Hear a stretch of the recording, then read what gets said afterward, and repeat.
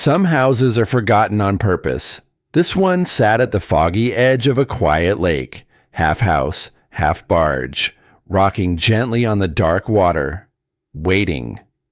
The children of the town called it the ghost house. They were closer to the truth than they knew, because behind a faded blue door, down a narrow staircase, in a room sealed away from the breathing world, something had been kept, a lifetime of secrets, a small red sweater behind glass, and the answer to a question one lonely heart had carried since childhood. Did anyone ever come looking? A rusted key was about to turn in that lock, and the woman holding it had spent her whole life believing the answer was no. She was wrong, and the truth, waiting in the dark, was about to change everything.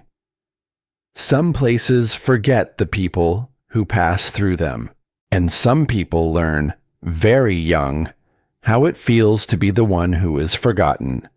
She was one of those people, a girl who had been handed from one house to the next, the way a borrowed coat gets passed along when the season turns, and no one quite remembers whose it was to begin with.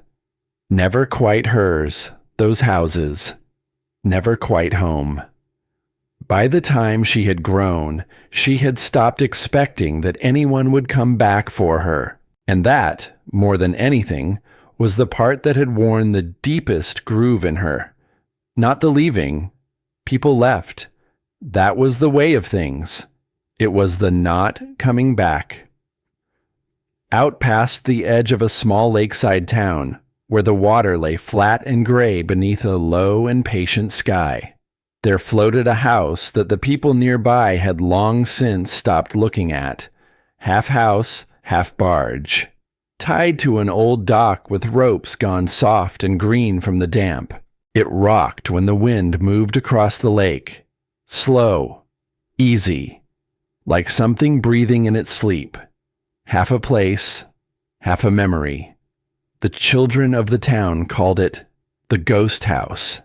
They dared one another to row out and touch the railing, and then they lost their nerve and rowed back, laughing too loudly to hide the fact that the place unsettled them. The older folks told a different sort of story. Now and then, they said, after dark, a light would glow in one of those windows.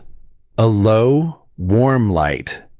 The kind a person leaves burning in a kitchen for someone who has not yet come home. But no one could say any more who owned the house, and no one seemed to care to find out. At least, not until a young woman named Hannah Mercer stepped onto that weathered dock with a stranger's key warming slowly in her hand. She was 24, old enough to have collected a few of the hard lessons life hands out without asking. Young enough that those lessons still ached when the weather changed. She had spent most of her growing up years in the kind of houses that take in children who have nowhere else to go. Quiet houses, crowded houses, houses where the beds were always full, and the love, somehow, came out thin, spread too far across too many small and hungry hearts. She moved so often that, at some point, she had simply stopped unpacking. What was the use of folding things into drawers when the drawers were never hers for long? A bag left half closed by the door was a bag ready to go. So that was how she lived, with one foot already out the door, with her shoulders turned slightly toward the exit of every room she entered. It was a way of protecting herself. If a person expected little, a person could not be disappointed by much. That was the math of her childhood, and she had learned it well. There was one memory she carried that she rarely let herself touch. It was a small thing, as small things often are. Just a sweater, a red one. A family had come once to visit the home where she lived as a child. They had smiled at her. They had sat down beside her on the worn couch and asked her questions, the ordinary kind, about what she liked and what she dreamed of, and they had listened to her answers as if the answers mattered. And then they had told her, in soft and certain voices, that they would come back for her. The grown-ups who ran the place had helped her gather her few belongings into a bag. They had moved with a kind of brightness, the way people move when something good is finally about to happen to a child who is owed something good. She had put on a red sweater that someone had given her, the nicest thing she owned. And she had gone to the window. And she had waited. She waited through the whole of one long afternoon. She watched the light shift slowly across the floorboards.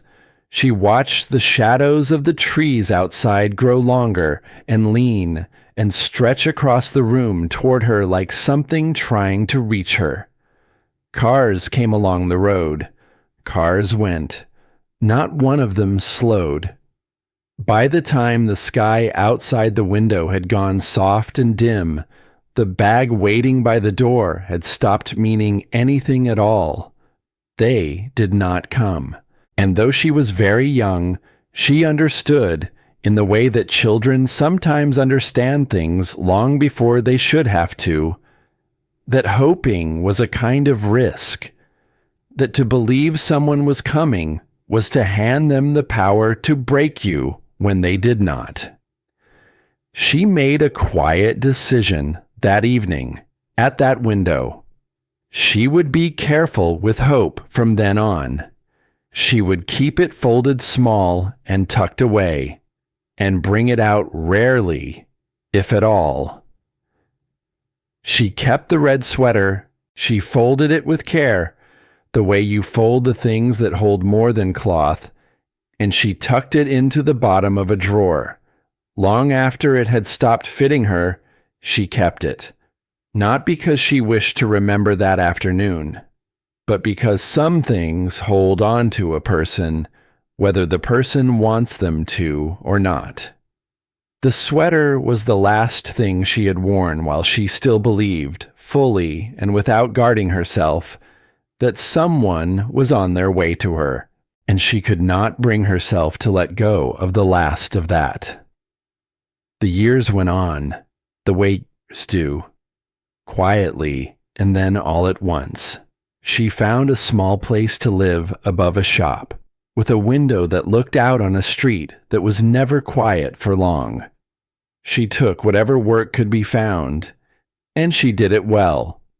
And she did it without complaint, because complaint had never gotten her anywhere. She learned to make herself useful, and small, and easy to keep around. She did not let herself wonder out loud about the questions that had walked beside her since girlhood. Who had she belonged to at the start? Why had no one ever turned back to look for her? Had she ever, even once, been wanted by anyone? Those questions lived in a locked room somewhere inside her chest, and she had grown skilled at walking past that door without pausing to knock. It was easier that way, or so she had told herself, for a long while.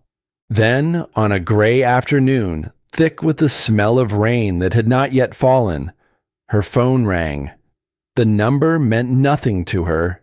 She nearly let it go, but something made her answer. The voice on the other end was careful, measured. The kind of voice that chooses each word the way a person chooses where to step on ice. He was a lawyer, the voice said. He was calling about an estate. A man had passed, an older man, a man named Walter Hale. And according to the wishes that man had left behind, everything he had owned now belonged to her.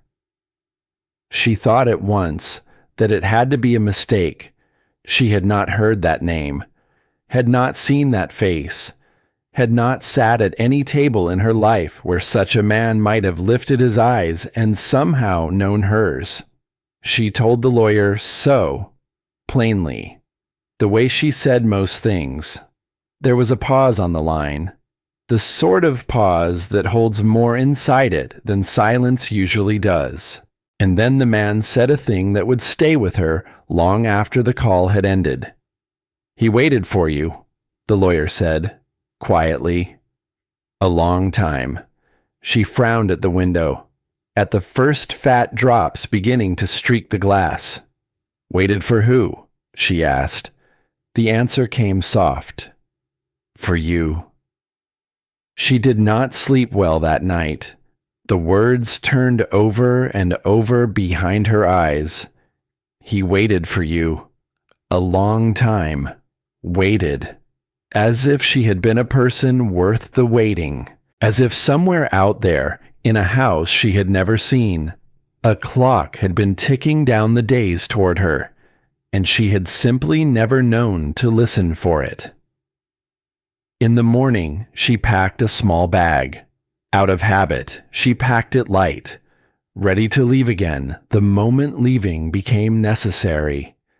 And then she drove out toward the lake, with the gray sky pressing low over the road, and a knot in her chest that she could not name. A few days after that first phone call, she stood at the end of a long and weathered wooden dock with a rusted brass key resting in her open palm. The morning fog drifted low across the water, so thick and so still that it seemed the lake itself was holding its breath. And there, ahead of her, floating quietly in the mist, was the house Walter Hale had left behind. Gray, worn, silent. She looked at it for a long moment, and something stirred in her chest. Something she had spent years teaching herself not to feel. Hope. That small and dangerous thing she kept folded at the bottom of her. She stepped forward. The old boards of the dock creaked beneath her shoes, complaining of her weight and the damp and the years.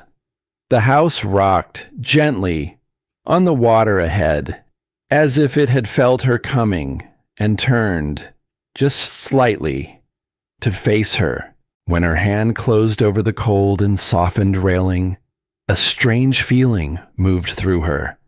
Not fear, not even curiosity, something older than either of those. It felt the way it feels to stand at the very edge of an answer a person has waited a whole life to hear. And for the first time that she could remember, home did not feel to her like a place at all. It felt like someone, still listening, somewhere inside those gray walls, for the sound of her footsteps on the dock. The door gave way with a low groan, like a thing waking after a long rest. Inside, the air carried the scent of cedar and old paper and lake water, all braided together into something that was almost familiar, though she could not have said why. Pale light came through curtains gone soft and yellow with age, laying faint and lacy patterns across the floor. Dust drifted slowly through the light, undisturbed, patient. What struck her, standing there in the doorway, was not how old the house felt. It was how loved it felt. A rocking chair sat near the window, turned to face the water, as though someone had spent long evenings in it, watching the far shore for something that had not yet appeared.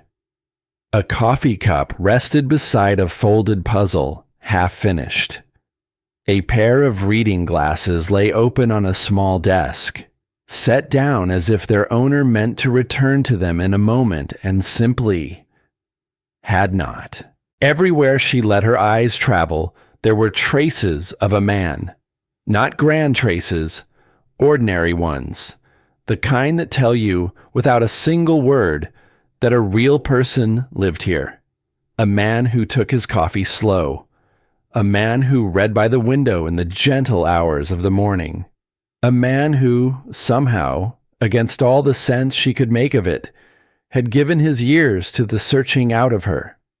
That thought walked beside her from room to room, soft-footed and insistent. Why would a man she had never met spend so much of one life trying to find a girl who had been set down and left behind?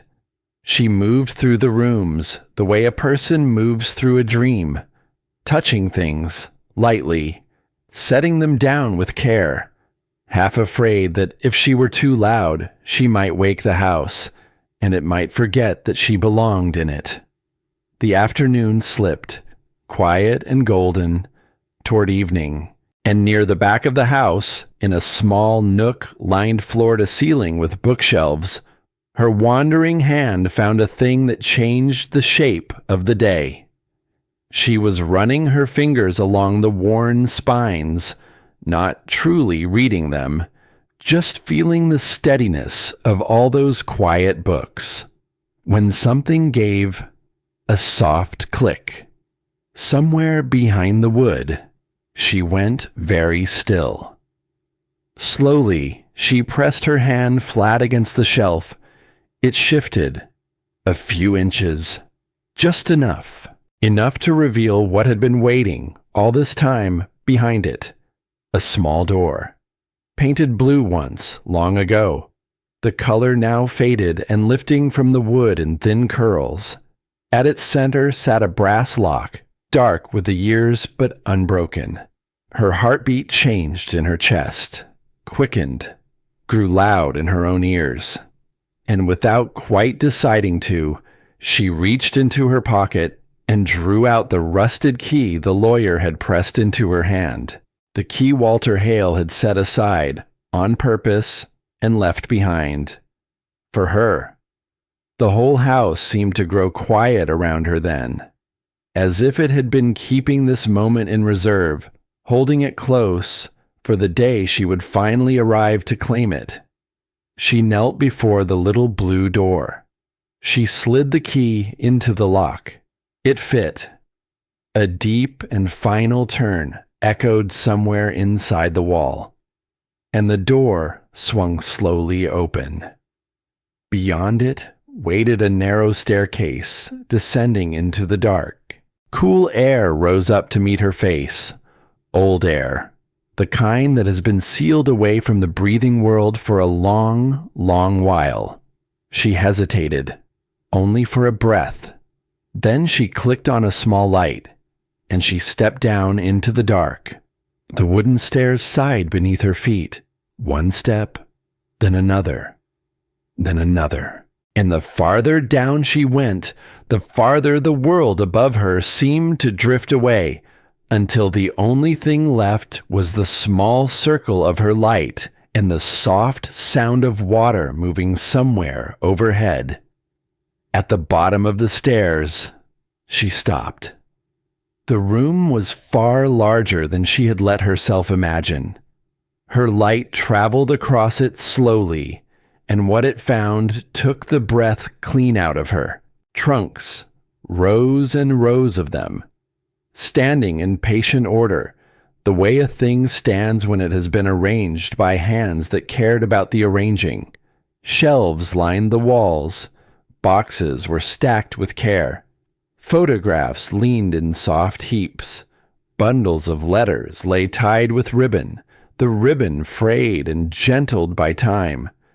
Everything had been kept, tended, guarded, as if a man had given the larger part of his life to holding these things safe from the slow and quiet forgetting of the world.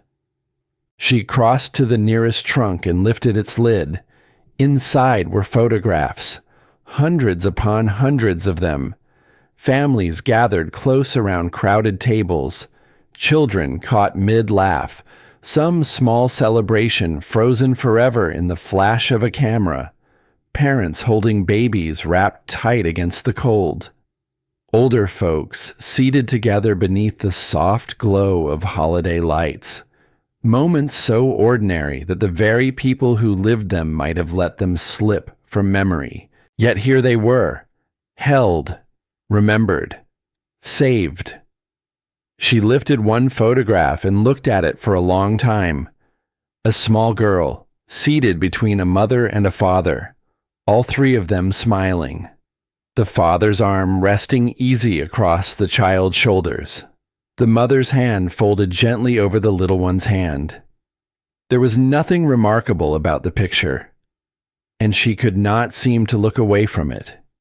She found herself wondering what it might feel like to belong to people like that, to stand at the center of someone's small and ordinary world, certain that if a person were to slip away, someone would notice the empty chair, someone would rise, someone would come. She set the photograph back into the trunk, gently, as though it could bruise beneath her fingers. She opened another trunk, letters, dozens of them, different hands, different inks faded down to different shades of brown, different lives, each one folded carefully shut and set aside. Some looked read and read again, until the creases had worn nearly through. Some looked as though no eyes had opened them at all. And standing there in the cool dark, with the lake breathing softly above her, she understood a thing that settled heavy and aching in her chest. Every letter in this room had belonged to someone. Every photograph had once been the whole bright world to a family. Every small thing here had mattered enough that a person had chosen to save it from disappearing. And she had spent the length of her life wondering whether anyone had saved a single thing of hers. The thought pressed down on her like a hand laid flat against her sternum. She turned away from it, and as she turned, her light swept across a glass case, standing alone against the far wall. Unlike the dust-softened things crowded around it, the glass had been kept clean, wiped and wiped again, by someone who came down here often and could not bear to let it dull, clean enough to catch and hold her light.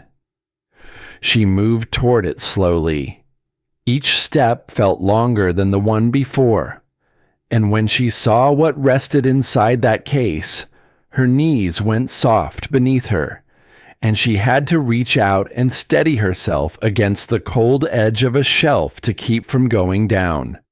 There, folded and laid flat behind the glass, the way a careful hand might guard a thing it could not stand to lose, was a sweater, a small one, a red one. She knew it. She knew the slight unraveling at one cuff. She knew the place where a button had come loose and been sewn back on with thread that did not quite match the rest. She knew it the way a person knows the shape of a scar on the back of their own hand. It was hers. The sweater she had worn at the window all those years ago, waiting for a family that did not come. The sweater she had folded and hidden at the bottom of a drawer, long after it had stopped fitting her body, because she could not bear to part with the last thing she had worn while she still let herself believe. She had told herself, somewhere along the way, that she had lost it, that she had left it behind in one of the many houses, the way she had left so many small pieces of herself behind in rooms she could no longer picture. But here it was, found. She stood there with one hand pressed flat against the glass, and the other pressed flat against her own mouth. Because there was only one way that sweater could have come to rest in this room. A man had gone looking for it. A man had traced it, season by season, house by house, through all the quiet and overlooked places where a forgotten child's small belongings might end up.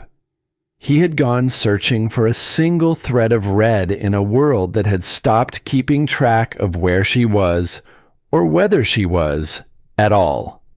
And he had found it. He had brought it home, and he had set it behind glass, here in the dark beneath a house that floated on the water, the way a person keeps the thing they treasure most in the safest place they own. The tears came then, and she let them. For the length of her life, she had carried one quiet belief, folded as small as that sweater, and hidden just as deep.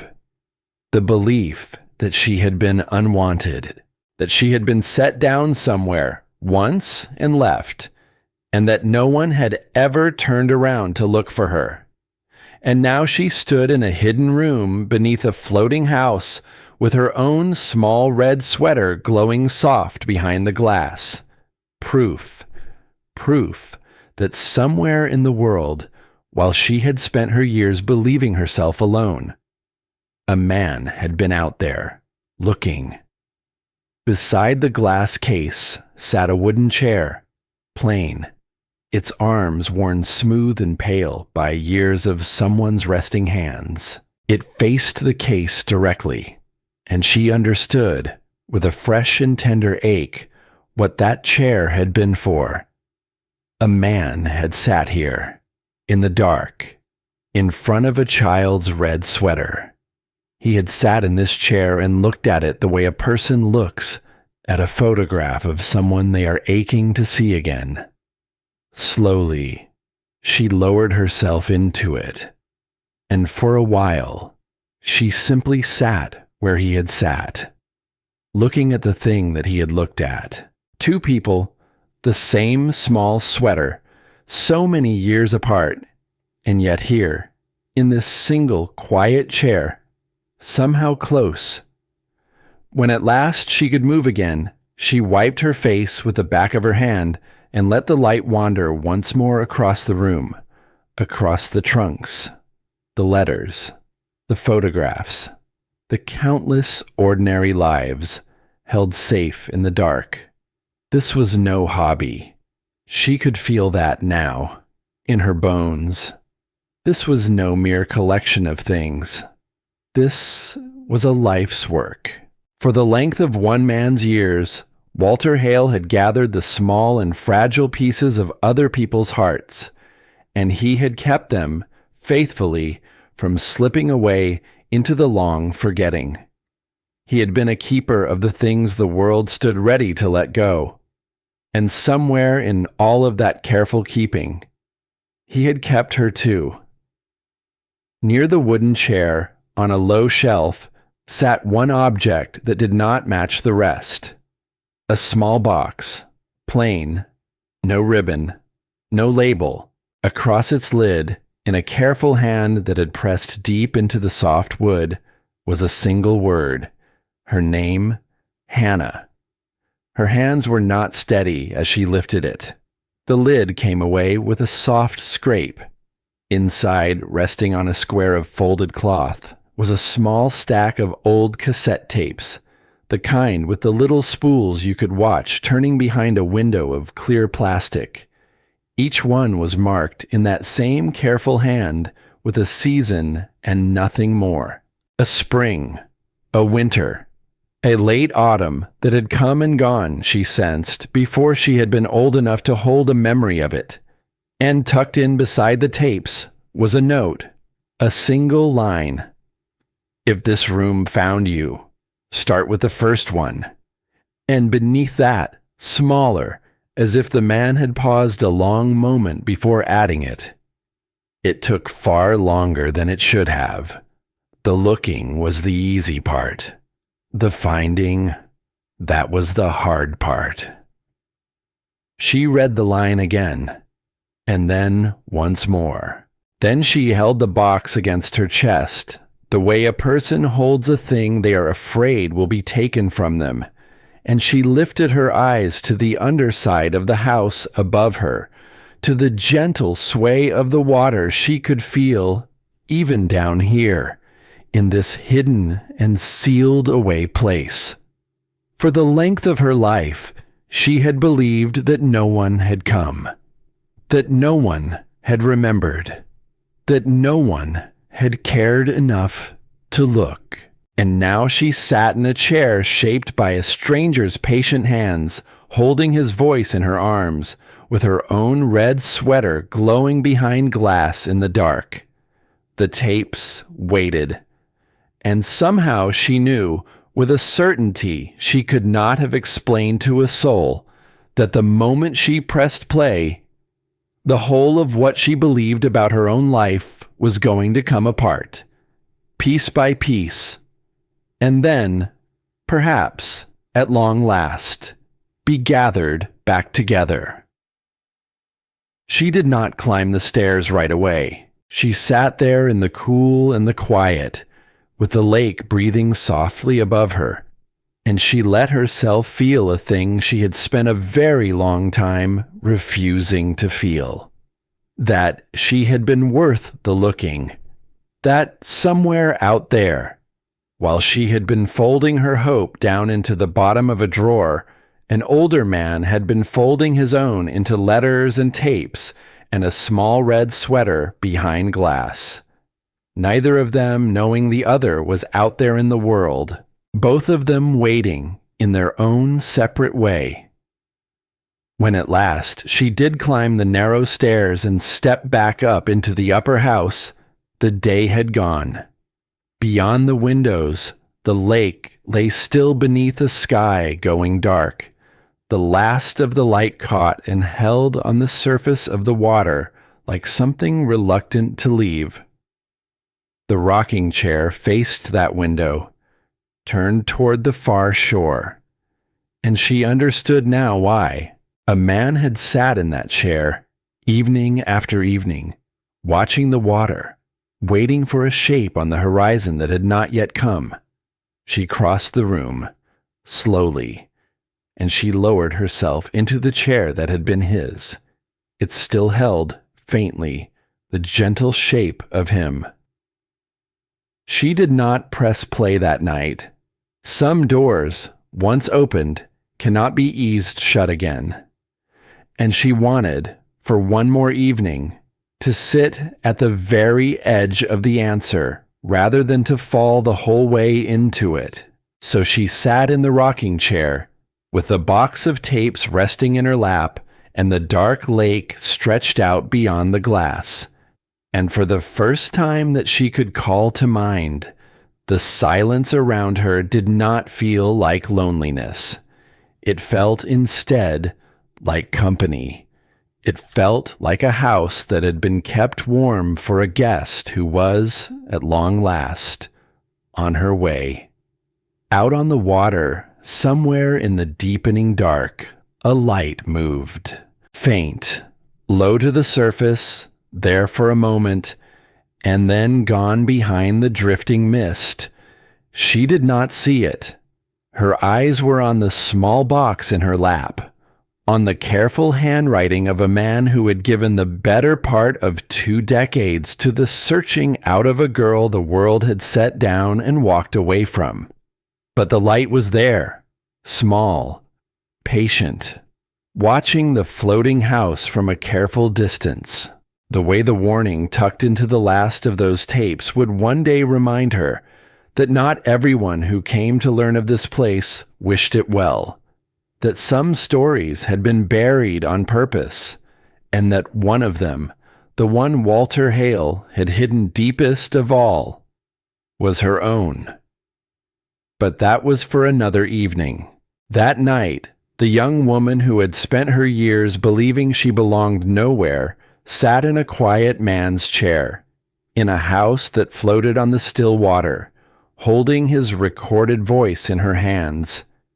And though she did not yet know the shape of what was coming for her, she knew this much. She had walked onto that dock an orphan, a girl no one had kept.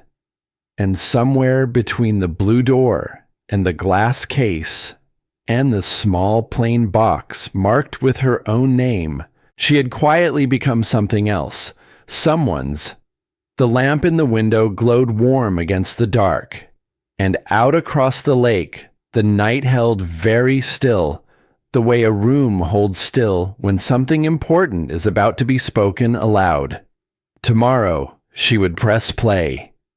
Tomorrow, she would hear a stranger's gentle voice say her name, as though it had always belonged to him. But that night, she simply rocked in the chair he had worn smooth with his waiting, and watched the dark water, and let herself believe, softly, and for the first time in a long and lonely while, that she had finally come home. Morning came soft over the lake.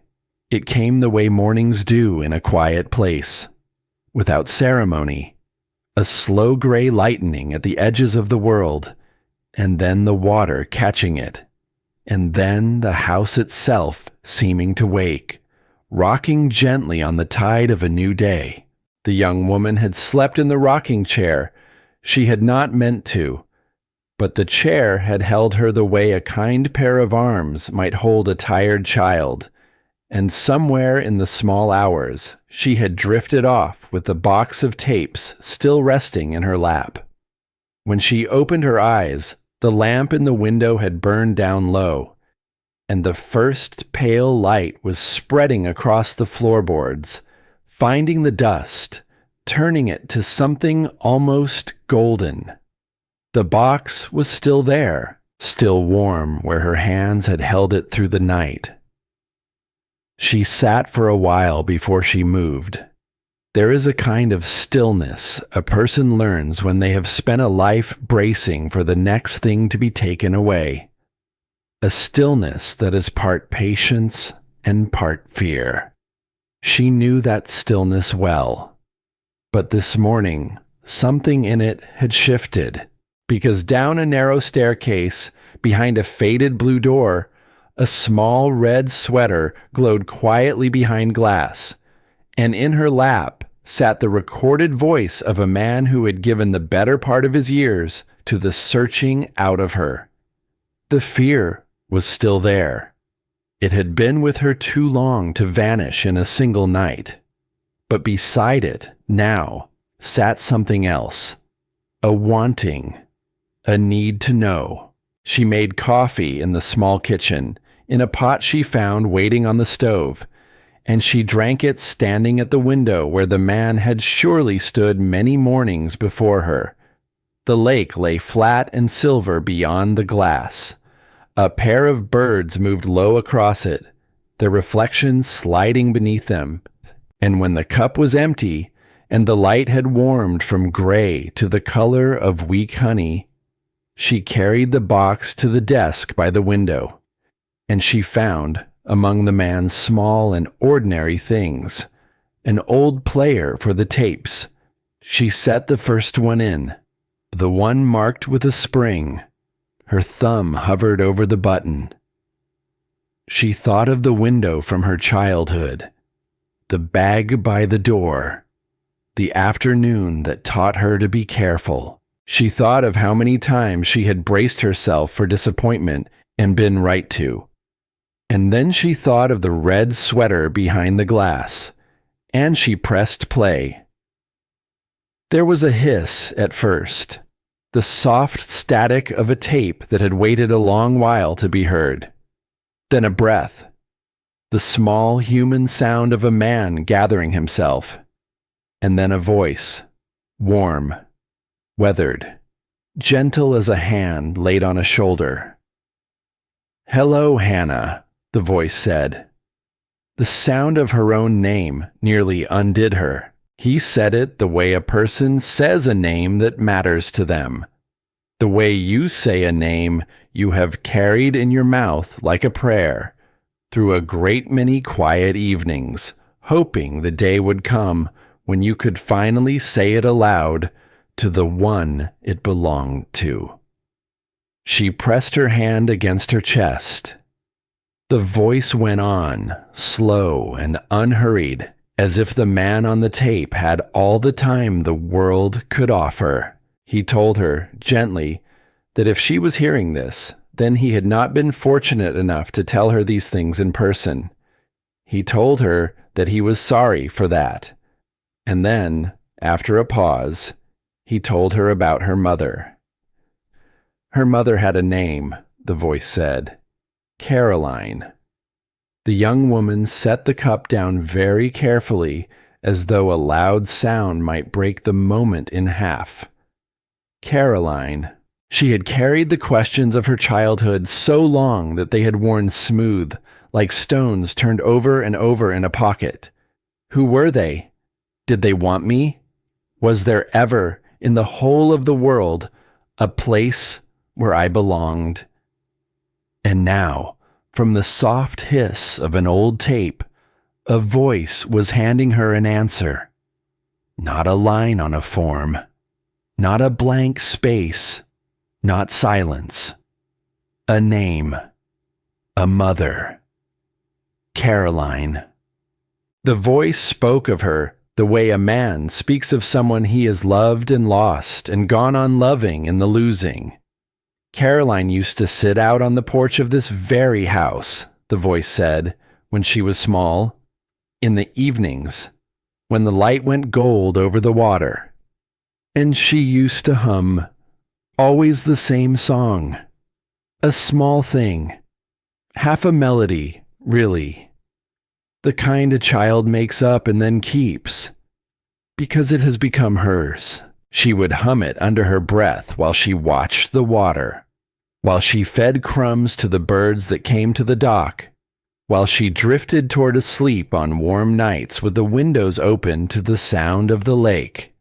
The voice tried then to hum a few notes of it, a rough, gentle, off-key thread of melody, carried across all the years between them on a strip of old tape. And the young woman pressed both hands to her mouth and wept, because she knew that melody. She could not have said how. She had no memory of this porch, this lake, this house. She had no memory of a mother named Caroline. And yet, somewhere deep beneath the years, beneath the many houses and the careful stillness, and the bag always packed by the door, that small thread of melody was waiting, as though it had been hummed over her once when she was too young to hold a memory, but old enough, perhaps, to keep one anyway. Somewhere beneath thought, a song a mother had carried, a song that had, somehow, been passed down into the body of a child before the world had pulled them apart. She sat very still, and she let the melody play, and she let herself grieve for a woman she had never gotten the chance to miss. The first tape ran on. The voice told her small things, easy things, the kind of things you tell someone when you are trying to build them a person out of words. That Caroline laughed easily and loudly, in a way that made other people laugh just to hear it. That she gave away too much, her time, her bread to the birds, her heart to nearly anyone who needed a little of it, that she had a way of making a quiet house feel full. The young woman listened to all of it without blinking, the way a person listens at a door they have wanted to open their whole life. And when the tape clicked to its end, she sat in the silence it left behind, and she felt, for the first time, that she had not come from nowhere after all. She had come from a porch, and a song, and a woman who had laughed too loudly and loved too freely. She had come from Caroline. She did not rush to the next tape. Some gifts a person needs to hold for a while before they can bear to receive the next one. So she rose, and she walked through the house in the strengthening light, and she let what she had heard settle into her like rain into dry ground. She found on the desk, beneath a stack of the man's careful papers, a worn leather journal. The cover was soft with handling. The pages within were filled, edge to edge, with the same patient handwriting she had seen on the lid of the small box. She opened it, and the second part of the story began to reveal itself. The journal was not a diary, exactly. It was a ledger of a most unusual kind. Page after page, year after year, it recorded the things that people had brought to this floating house and entrusted to the man who lived in it. A photograph rescued from a fire, its edges curled and brown. A child's drawing, folded into quarters and carried across a great distance by a grandmother who could not bear to let it go. A ring, a letter, a small carved bird, a single dancing shoe with a ribbon worn to threads, objects that meant little to the wide world, and everything to the one heart they belonged to. Beside many of the entries, the man had written notes, not the cold notes of a clerk. The warm, careful notes of a keeper, brought in by a woman with kind and tired eyes. Says it belonged to a brother she lost. Asked only that it not be thrown away. Left by a young man going far from home. Hopes to return for it. Hopes to be kept until the family can be found, however long that takes. The young woman turned the pages slowly, and the shape of the man named Walter Hale began to come clear to her. He had not been collecting things. He had been keeping promises. She read until the light had moved across the floor and climbed the far wall, and the deeper she went into the journal, the more astonishing the story became. People had come to this quiet house for the better part of a lifetime. They had come carrying the small, fragile pieces of their hearts, the pieces they were afraid the world would let slip away. A photograph saved from a hard season, a bundle of letters between two people kept apart by distance and time, a medal, a locket, a lock of a baby's hair tied with a faded thread. Some had asked the man to keep these things safe. Others had asked him for something harder.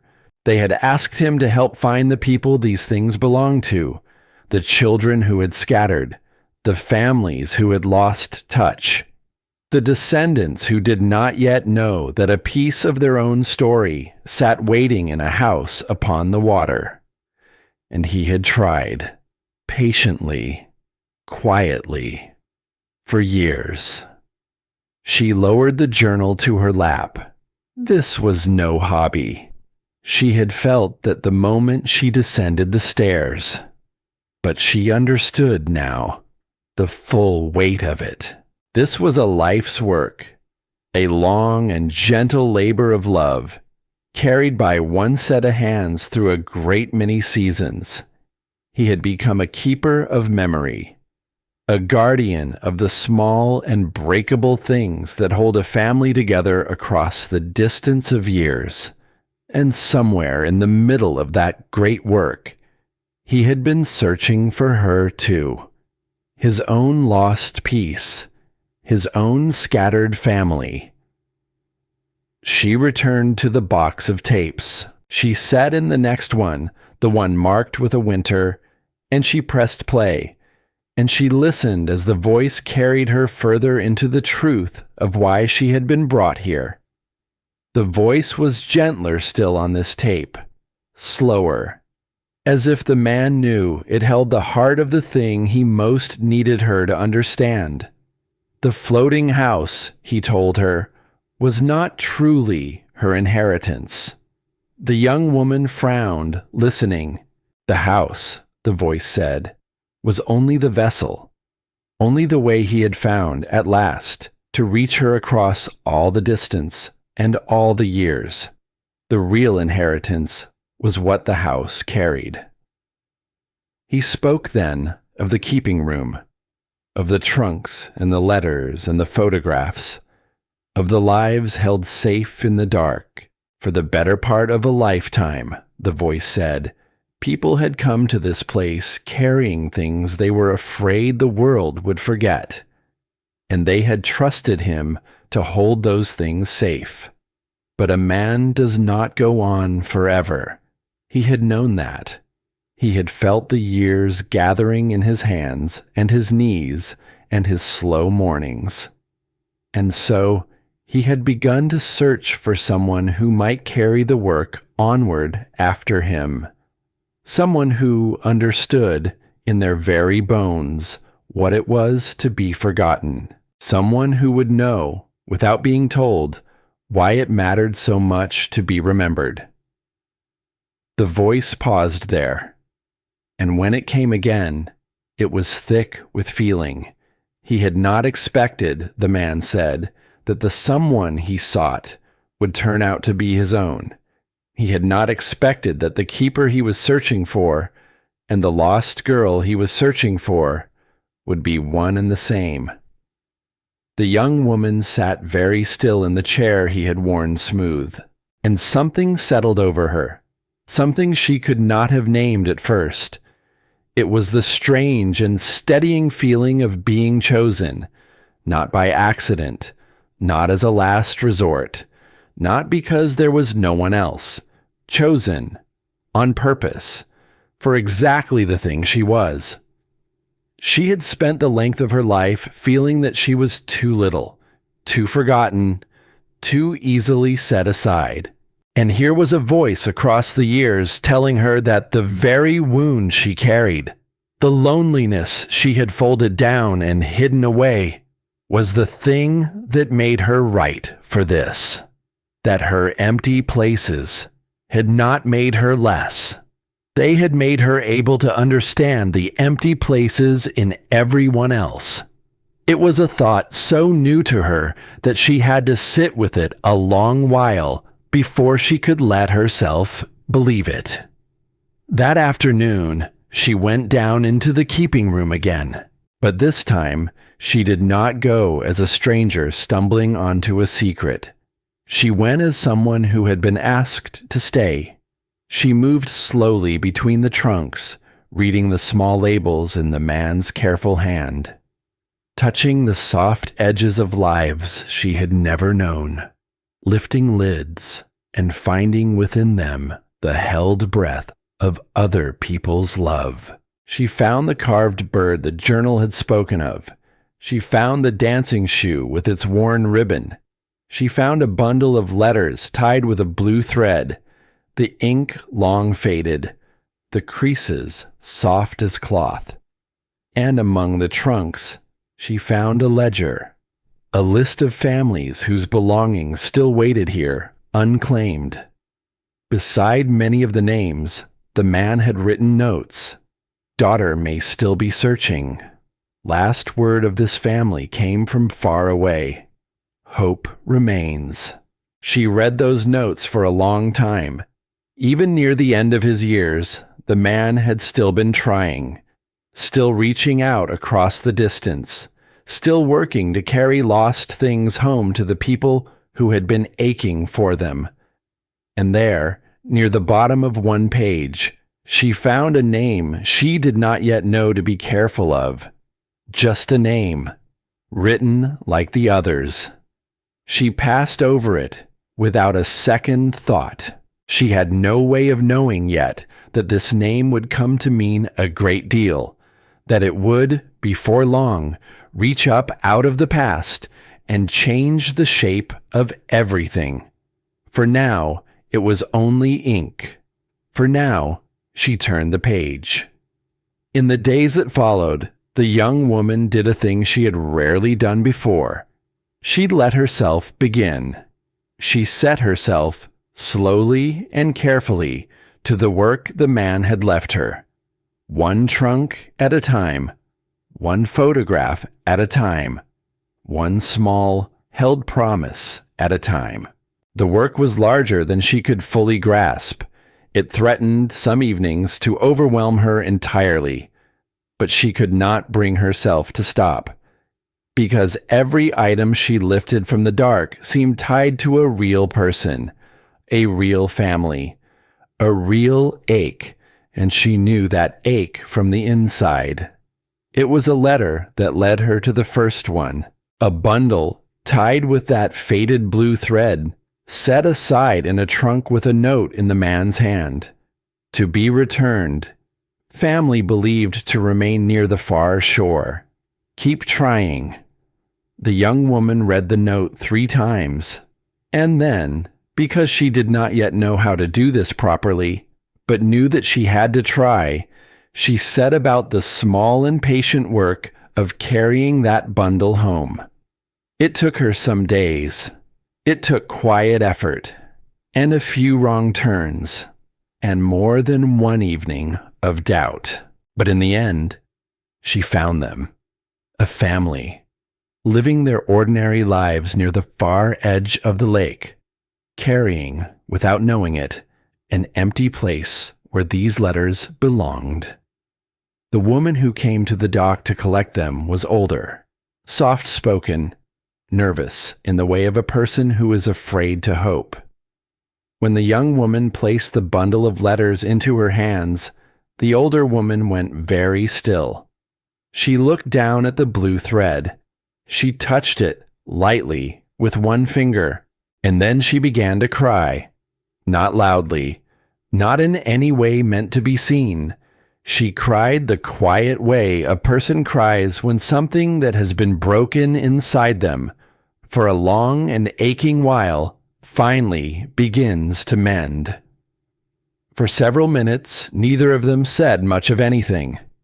The older woman simply held the letters, running her fingers gently across the worn edges, as though to be certain they were real. "These were searched for," she said at last. Her voice was barely above the sound of the water. For such a long time, it was believed they were gone. The young woman felt a lump rise in her throat. She knew that feeling. The fear of losing something that mattered. The deeper fear of having to give up the search. Before she left, the older woman took the young woman's hands in both of hers.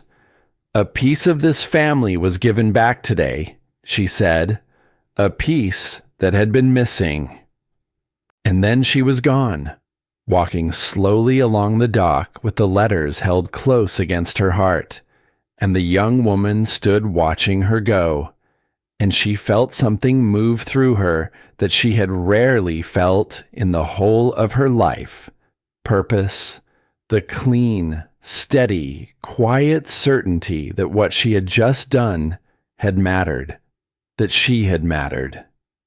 She sat on the dock long after the woman had gone, watching the light go gold and then soft on the water, and she understood all at once what the man named Walter Hale had spent his life truly doing. He had not been keeping objects. He had been carrying people back to the pieces of their own hearts. The photograph was not the gift. The letter was not the gift. The gift was the moment a person held a lost piece of themselves again and felt, after a long darkness, less alone. That night, she returned to the keeping room with a lightness she had not carried down those stairs before. She wanted to choose the next family, the next promise to keep. She moved among the trunks, the small light traveling ahead of her, and she let herself imagine the man here, doing just this on 1,000 quiet evenings. She reached for the last of the tapes, the one with no season written on it at all, only her name, and she carried it up, and she set it in the player, and she pressed play. The voice that came was different on this one, slower, lower, careful in a new way. The warmth was still there, but beneath it now ran a thread of something else. Worry. The man told her gently that there were things in those trunks he had run out of time to explain, that most of what the keeping room held were ordinary treasures, love letters, lost photographs, the soft and breakable pieces of ordinary lives, but not all of them. A few of the things kept in that dark room, the voice said, were stories that someone, somewhere, would rather see stay buried. The young woman sat up straight in the chair. The first thread of unease crept along the back of her neck. The voice went on, quieter still. There were people, it said, who knew that this collection existed. People who had reason to wish that certain truths it held would stay sealed away in the dark, as they had been for a long while. If she meant to carry this work onward, the voice said, then she would need to be careful. More careful than she yet understood. There were stories here that had cost a great deal to keep, and one of them, the voice said, mattered more than she could know. Then the tape gave a soft hiss, and a pause, and the man seemed to gather himself one last time. He told her that he wished there had been more time, that he wished he could have sat across from her and said all of this with her hand in his. But that somehow, against the long odds of it, he had managed to do the one thing he had set out to do. He had found her. And then the tape ran out. The spools turned and went still. And the room filled with a silence that did not feel, this time, like company. It felt like the held breath before something arrives. She sat there a long while in the dark. The lamp glowed in the window. The lake lay still beyond the glass, and the warning the man had left her circled slowly through her mind. Be careful. There are stories here that someone would rather keep buried, and one of them matters more than you can know. She thought of the trunks below, the rows of held promises, the lives kept safe in the dark, and for the first time she wondered which of them carried the weight the man had spoken of. Which lost thing was the one that someone, somewhere, did not want found. She did not sleep much that night, and in the gray of the next morning, with a worry she could not yet shape pressing at the edges of her, she went down into the keeping room once more.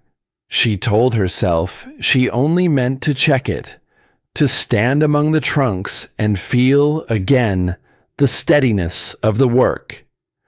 But the moment she reached the bottom of the stairs, she knew that something had changed. A cabinet near the far wall stood open. She was certain, she was nearly certain. She had closed it the evening before, the way the man had taught her through his careful notes, the way the keeping room asked to be kept. And now its door hung ajar. Her stomach tightened. She moved through the room slowly, her light sweeping the shelves, the trunks, the soft heaps of memory. At a glance, all seemed as it had been.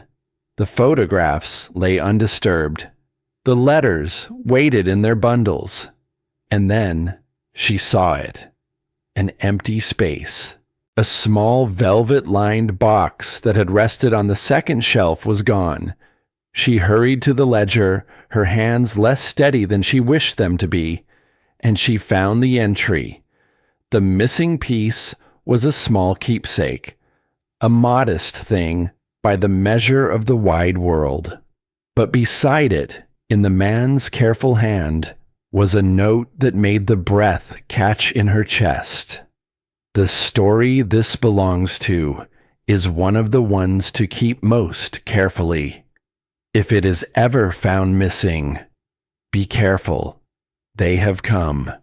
The young woman stood very still in the cool dark, the ledger open in her hands, the lake breathing softly above her. And the warning from the last tape rose up and met the empty space on the shelf, and the two of them clicked together like a key into a lock. There are people who know this place exists, and one of these stories matters more than you can know. She had walked into this house, an orphan who believed no one had come. She had found a mother in a melody, a purpose in a bundle of letters, a name and a home, and a reason to stay. And now, standing over an empty space where a guarded memory had been, She understood that the gift the man had left her had come with a shadow attached. Something had been taken. Someone had been here. And out across the still gray water, beyond the reach of her small and steady light, that someone had already begun to move. The empty space on the shelf changed the house. It was a small thing, that space. A square of wood, slightly darker than the grain around it, where a velvet-lined box had rested, undisturbed, through a great many quiet seasons. But the young woman could not stop looking at it, because an empty space, she understood now, meant that someone had stood exactly where she was standing, in the dark, among the held promises of strangers, and had reached out a hand and taken. The keeping room had felt, until this morning, like a sanctuary. Now it felt like a place that could be entered. Now it felt like a place that already had been. She did not climb the stairs right away. She stood in the cool dark with the ledger open in her hands, reading the man's careful note again and again until the words seemed to lift off the page and hang in the air before her.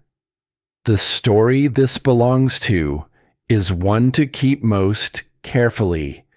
If it is ever found missing, be careful. They have come.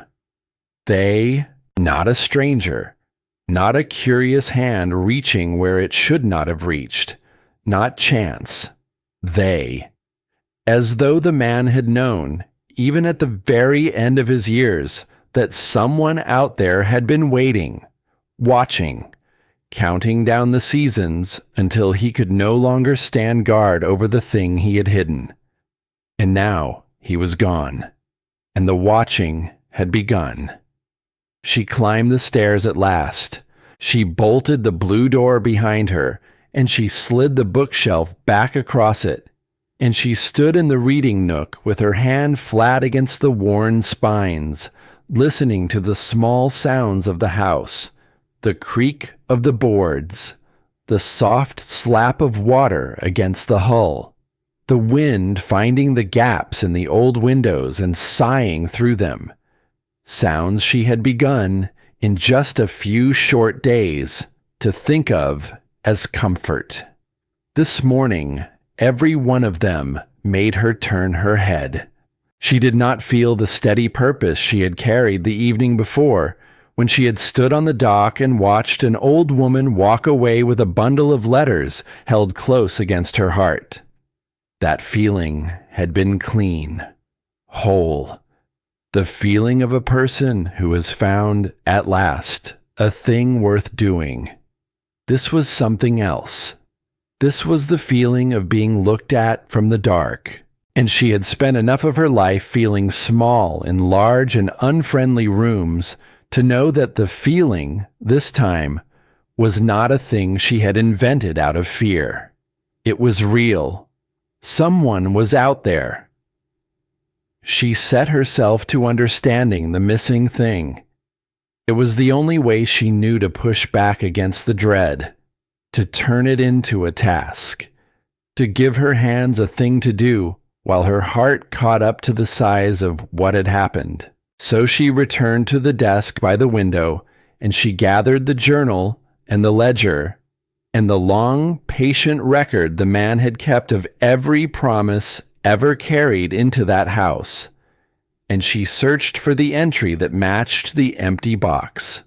When she found it, the page told her almost nothing. A small keepsake, a modest thing by the measure of the wide world, set aside long ago, with the warning she had already read, and one line more. A line she had missed in the first cold shock of finding the box gone, connected to the matter of the porch. The matter of the porch. She sat very still. The porch. It was the word the man had used on the first tape. The warm one. The one that had given her a mother out of static and silence. Caroline had sat on the porch of this house in the evenings when she was small. She had hummed her little song there, the one with no proper words. She had fed crumbs to the birds from the dock and watched the light go gold across the water. The porch was Caroline, and the missing keepsake, the one thing the man had guarded above all the others, the one someone had come in the dark to take, was connected to her mother. The young woman went looking, then, in earnest, not for a thief, not yet, for the truth. She read the journal from its first page, slowly, the way a person reads a letter from someone they have loved and lost, and scattered through the years of entries, among the rescued photographs and the carried rings, and the soft, breakable treasures of strangers, she began to find the threads of another story, a story that ran beneath all the others, her own. The man had written, here and there, of a young woman who had grown up on this water, bright, open-hearted, quick to laugh, and quicker still to give. He did not always set down her name, but the young woman in the rocking chair knew, the way a person knows her own face in a darkened window, who he was writing about. He had written of the joy in the house when Caroline learned that a child was coming. He had written of her fear and her wonder, and the small wordless song she had begun to hum to the child before the child had even drawn its first breath. And then, on a page near the middle of the journal, the handwriting changed. It grew smaller, pressed harder into the paper, as though the hand that held the pen had been trembling as it moved. What the man wrote on that page, he wrote plainly. And the plainness of it was the thing that broke her open. Caroline was gone. It had happened in a hard season, quickly, in the way the worst things sometimes happen, leaving no time to brace, no time to say the words a person means to say, while there is still someone there to hear them. And in the confusion that came after, the journal said the child had slipped away. Not lost to the world by simple accident, not merely set down by a tired and crowded world that had too many children in need and too little room to hold them all, slipped away, as though a hand that should have closed tight around her had instead come open. The young woman read that page 3 times, and the locked room inside her, the one she had spent the length of her life walking past without daring to knock, came open of its own accord. She had believed, for as long as memory reached, that her loneliness was simply the shape of the world, that she had been one more child the world had too little space for, that no one had come for her because there had been no one in all the world to come. But the journal was telling her something else. It was telling her that there had been someone, that a hand had been meant to hold on to her, and that, for reasons she did not yet understand, in some terrible and broken hour, that hand had let her go.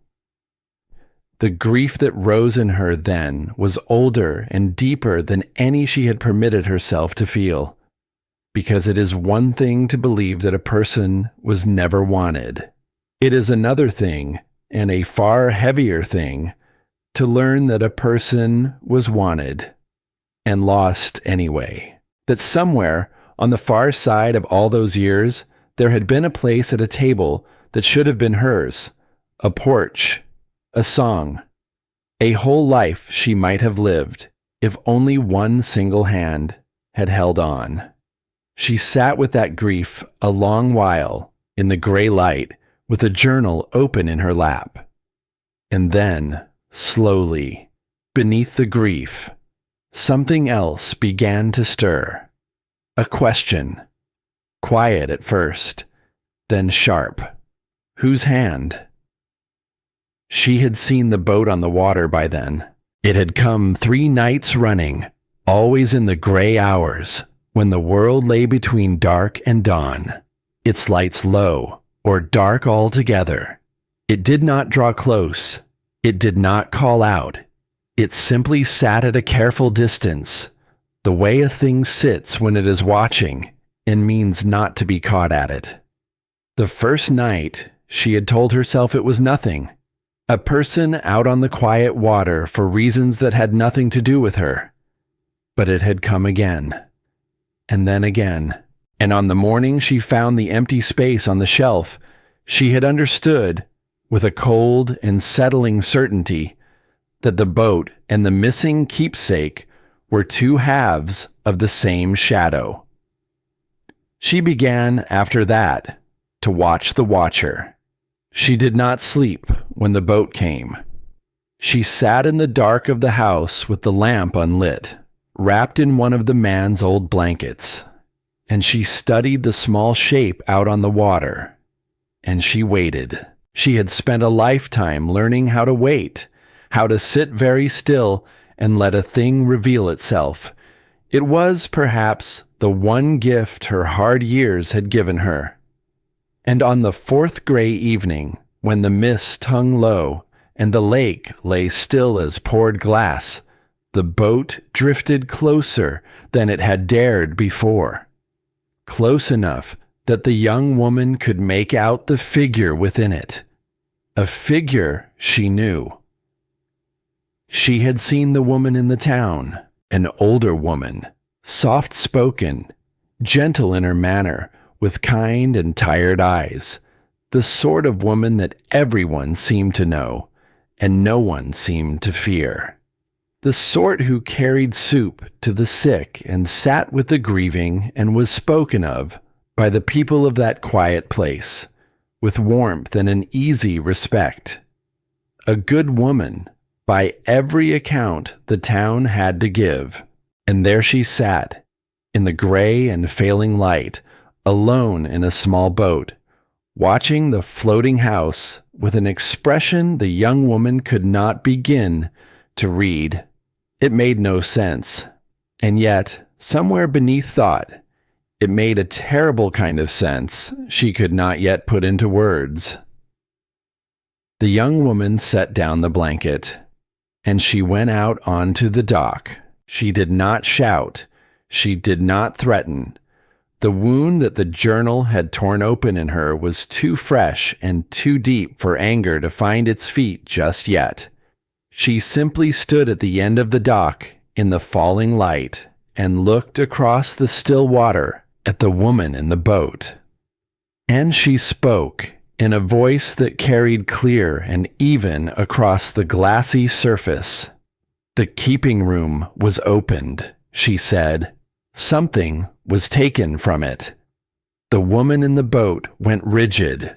There is no need to watch from the water, the young woman said. The door has been open the whole time. It is open now. For a long moment, the older woman did not move. The mist drifted slowly between the two of them. The lake held its breath.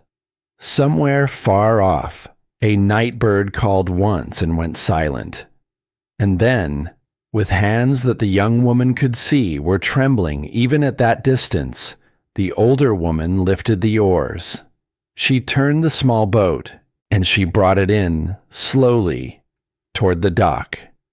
She rowed the way a person walks toward a thing they have dreaded for a great many years, with effort, with reluctance, with the whole weight of a long-carried fear pressing down on every stroke.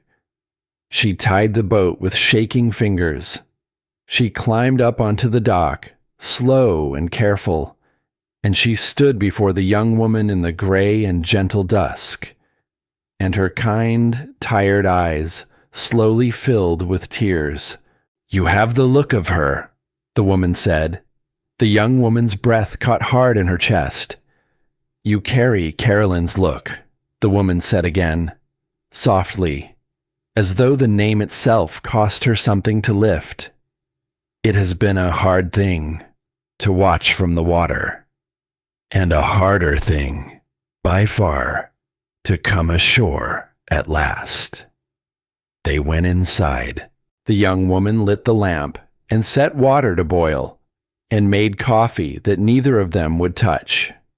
And the two of them sat across from one another in the small warm room, while the dark gathered thick on the lake beyond the windows. And the older woman, whose name was Eleanor, began to tell the truth she had carried alone for the better part of a lifetime. She did not tell it easily.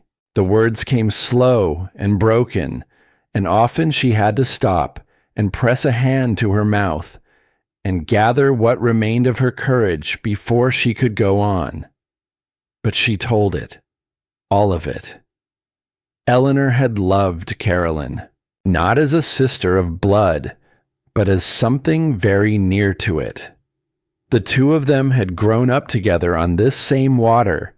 They had shared the small joys and the long secrets of two girls becoming women side by side.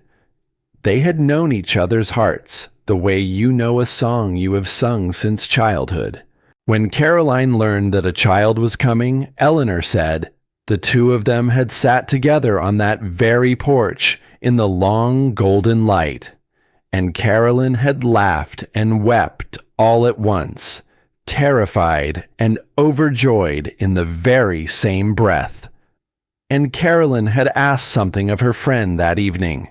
If anything were ever to happen, she had said, half joking the way frightened people joke to keep the fear at bay, the child would need someone to keep her, someone to love her, who had loved her mother first, and Eleanor had promised. Of course she had promised.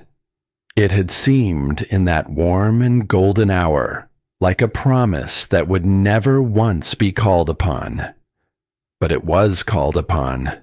When the hard season came and Caroline was taken from the world too quickly and too soon, the promise rose up out of that long ago evening and stood before Eleanor like a debt come due. And Eleanor, the older woman said, her voice splintering on the words, had not been able to pay it. She had been young. She had been broken clean through by the loss of her dearest friend. She had been, she said, a coward in the 1 hour of her life when she had most needed not to be. She had looked at the child, the small, bewildered child, who had Caroline's eyes, and she had not been able to bear it. There is no excuse, the older woman said. There has been no peace. Not for a single season since that one. She told the young woman how the days had blurred together, how in her grief and her fear she had let things happen that she should have risen up and stopped, how the child had slipped, while she stood frozen and useless, into the wide and shapeless world of houses that take in children who have nowhere else to go, and how, by the time the fog of that terrible season had finally begun to lift, by the time Eleanor had found her feet again and gone searching, the child was gone, scattered into a world too vast to comb through, carried far beyond the reach of a woman who held no claim, no name on any paper, nothing in her hands but a broken promise and a guilt that would gnaw at her quietly for the rest of her years. The young woman sat very still through all of it. The rage she had braced for did not come the way she had imagined it would. It did not roar. It rose instead like cold water, slow and deep and dark, filling the locked room inside her until she felt that she might drown in the rising of it. Because here, at long last, was the face. For the length of her life, her loneliness had been faceless. A vast and shapeless absence, a plain fact of the world, like the weather, like the turning of the seasons. And now it had a name, and kind, tired eyes, and it sat across a small table from her in a warm and lamplit room, and it wept. "You let me go," the young woman said. Her voice was barely above a whisper, but the words landed like a stone dropped into still water, and the rings of them spread out to fill the whole room. "She trusted you. She asked you to keep me, and you let me go." The older woman did not look away. That was the thing that struck the young woman, even through the cold and rising water of her grief. Eleanor did not look away. She did not reach for an excuse. She did not ask to be spared. She bowed her head, and she let the full weight of the truth sit there between them, naked and unsoftened. And she said in a voice gone thin as worn thread, "Yes, one word, the hardest word that a person can say." The young woman rose from her chair. She crossed to the window, and she stood with her back to the older woman, and she looked out at the dark and waiting lake while the cold water rose and rose inside her chest. She thought of the bag by the door all those years ago, the red sweater, the long afternoon at the window that had taught her, once and for all, to be careful with hope. She thought of every house she had moved through without ever fully unpacking, every bed she had braced herself to leave, every small wall she had built around her own heart, brick by careful brick, because she had believed down in her bones that no one was ever going to come. And here, behind her, in a warm room she had begun to love, sat the reason for all of it, a broken promise, a frightened woman, a single hand that had come open when it should have closed and held. "The keepsake," the young woman said at last, not yet turning around. "The one taken from the keeping room. It was you." Behind her, she heard the older woman draw a slow and shaking breath. It was true, Eleanor told her. The small box held the last thing that still tied her to that terrible season, a keepsake that had belonged to Caroline, a thing Eleanor had taken from among the child's few belongings long ago in the deep fog of her grief, and then given to the man for safekeeping when she could no longer bear to hold it in her own hands, and could not bear to let it be lost to the world either. And when word had reached her that the floating house had passed to someone new, that a young woman had come to live in it, and had begun to open the trunks, and had started carrying lost things home to the people who ached for them, Eleanor had been afraid the young woman would find the buried truth, afraid of what the truth would do once it was let out into the light, afraid most of all of being known at last for the thing she had done in the worst hour of her life. So she had come in the dark, the way a frightened person comes, and she had taken back the one piece of the story she could still reach with her own two hands, not to harm anyone, not to hide a crime, to hide herself. The young woman turned around, and she saw then that the woman before her was not a villain. She had braced herself on the long walk in from the dock to face a monster, some cold and calculating figure who had stolen her life away from her on purpose, for gain, for spite, for some cruelty she would never understand. But there was no monster in the room. There was only an old and broken woman, weeping over a guilt she had carried entirely alone for the better part of a lifetime. A woman who had loved Carolyn and failed her, and then failed the child, and then spent every season since punishing herself for it in a silence no one around her had ever guessed at. The cold water in the young woman's chest did not drain away, but it stopped rising. For a long while, neither of them spoke. The lamp burned low between them. The lake moved softly against the hull of the house, the way it had moved against it for a great many years, through a great many sorrows it had no way of knowing. And the young woman, who had every right in the world to her anger, found herself looking at the older woman and seeing, beneath the guilt, a grief that mirrored her very own. Two people shaped by the same loss. One had lost a mother she had been too young to remember. The other had lost a friend she had been unable to forget, and had broken clean apart beneath the weight of a promise she could not bring herself to keep. It was then that the young woman remembered the letter. Among the man's careful things, in the desk by the window, she had found a sealed envelope in those first overwhelming days. It had borne a name she had not recognized then, and in the rush of everything else, she had set it aside and meant to return to it, and had not. She rose now and crossed to the desk and drew it out from beneath a stack of the man's patient papers, and there, in the low and steady lamplight, she saw the single word written across the front in his unmistakable hand, a name, Eleanor.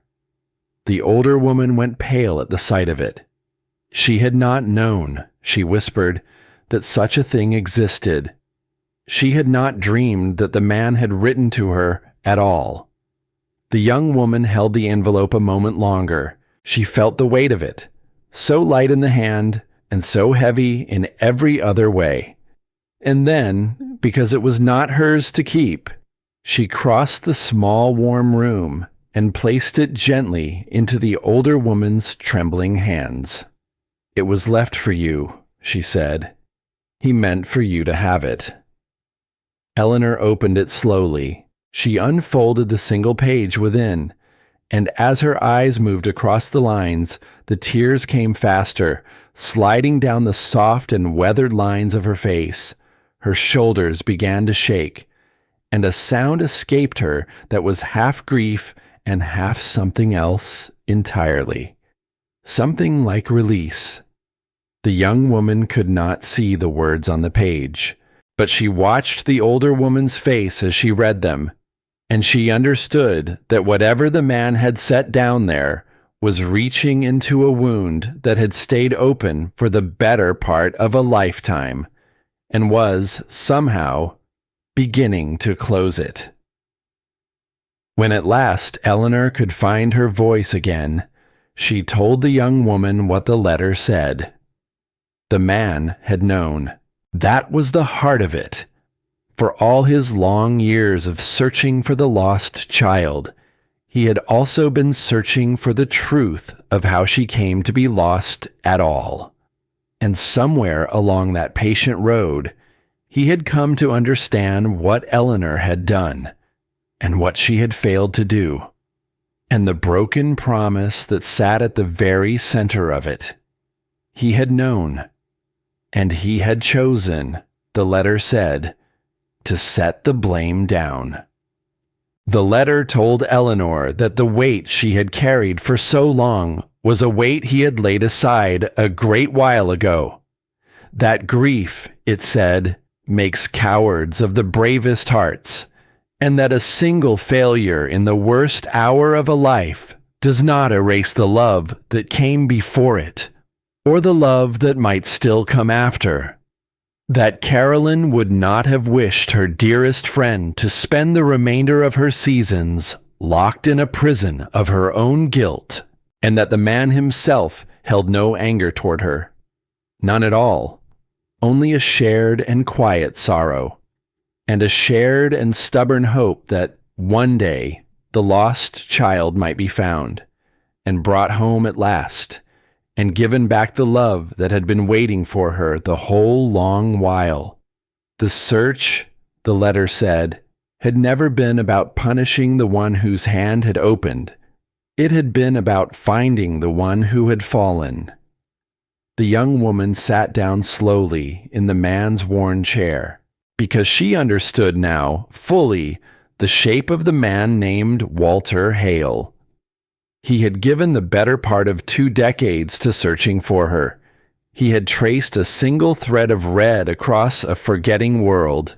He had filled a hidden room with the held promises of strangers, and waited, season after patient season, for a granddaughter who did not even know that he drew breath. And in all that long time, with every reason a heart could be given to harden against the woman who had let his grandchild slip away, he had chosen instead to forgive her. He had reached out across the full depth of his own grief, and he had written this old and broken woman a single page, and he had used it to set her free. That was the kind of man he had been, a keeper, not only of photographs and letters and small carved birds, and the breakable treasures of strangers, a keeper of mercy. The young woman looked at the older woman weeping softly in the lamplight, the letter pressed flat against her heart, and she felt the cold water in her own chest begin, at last, to recede. She did not have to forgive. She knew that, clearly. No one in all the world could have rightfully asked it of her. The wound was hers, and it was real, and it had shaped the whole long course of her life. But she found, sitting there in the warm and lamplit room, that she did not wish to spend her own remaining seasons the way Eleanor had spent hers, in a prison of bitterness, carrying a stone that grew heavier with every year it went on being carried. The promise was broken, the young woman said softly. The older woman lowered her head, bracing for what she surely believed must come next. But the love that made it, the young woman went on. That part was real. Eleanor looked up, startled, her tired eyes going wide. Carolyn asked you to keep me, the young woman said, because she trusted you, because she loved you. And that trust was not a mistake, even if the keeping of it was. The love behind the promise does not become a lie just because the promise broke. Her voice trembled, but it held. What was done cannot be undone. The years cannot be handed back. But it does not have to go on being done. Not in this house. Not for one more season. The older woman began to weep in earnest then. Not the silent, hidden weeping of a person drowning in shame. The deep, releasing weeping of someone who has carried a great stone for a long and lonely span of years, and has just, at long last, been told that she is permitted to set it down. She reached out, across the small table, with one trembling hand, and the young woman, who had spent the whole of her life keeping a careful distance from every outstretched hand, who had learned as a child that reaching back was a risk that mostly ended in an empty room, looked at the trembling fingers of the woman who had lost her. And she did not pull away. She reached out, and she took the older woman's hand in hers. It was a small thing. 2 hands joined across a worn table, in a house that floated quietly on the dark water. But in that small thing, something enormous shifted in the room, the way the whole feeling of a day will change when the clouds finally break and the light comes through. The young woman did not feel her loneliness vanish. Wounds that run that deep do not close over in a single evening. And she was wise enough by now to know it.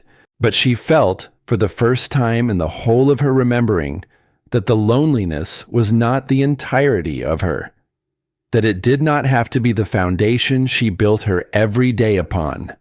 Her mother had been loved. Her mother had loved.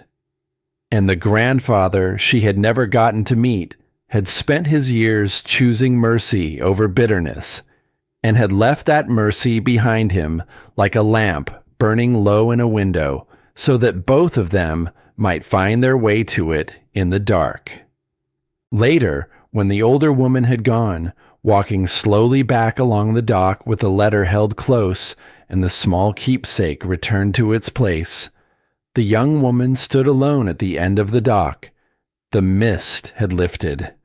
The lake lay still and dark beneath her, and above it, one by one, the first stars had begun to show themselves in the deep of the sky.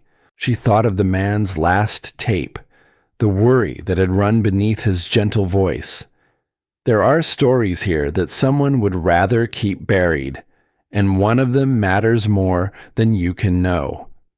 She understood it now, all of it. The buried story had been her own. The shadow on the water had been a frightened old woman, not a thief in the night.